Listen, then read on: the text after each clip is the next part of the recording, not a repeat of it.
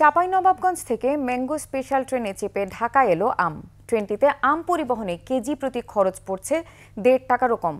চাঁপাইনবাবগঞ্জ প্রতিনিধি আমিনুল ইসলাম তন্ময়ের প্রতিবেদন, জানাচ্ছেন খুরশিদ আলম মুকুল।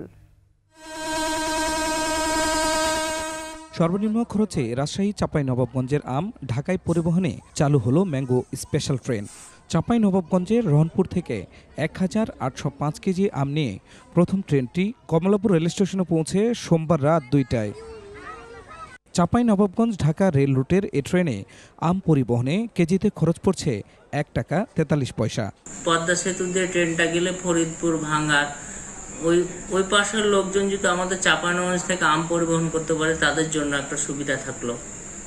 কিংবা তারাও যদি কোনো সবজি কিংবা তাদের কোনো পণ্য পরিবহনের যদি কোনো ব্যবস্থা থাকে, সেটাও তারা পরিবহন করে ঢাকা পৌঁছাতে পারবে। সামনে কুরবানির ঈদ থাকায় আম কম এলেও মৌসুম পুরোপুরি শুরু হলে পরিমাণ আরও বাড়বে। মানুষ দেশে ফিরছে, এই উপলক্ষে আমগুলো কম আমরা পাচ্ছি। তো আশা করি যে ঈদের পরবর্তীতে আমরা ট্রেনটা অব্যাহত থাকলে আমরা বুকিং বেশি করে দিতে পারবো। রহনপুর স্টেশন থেকে প্রতিদিন বিকাল ৪টায় ঢাকার উদ্দেশ্যে ছেড়ে আসছে ট্রেনটি। পথে ৪টা বিরতি থাকছে রাজশাহী, আব্দুলপুর, ঈশ্বরদী, পোড়াদহ, রাজবাড়ী, ফরিদপুর ও ভাঙ্গাসহ ১৫টি স্টেশনে। খুরশিদ আলম মুকুল, ২১ টেলিভিশন।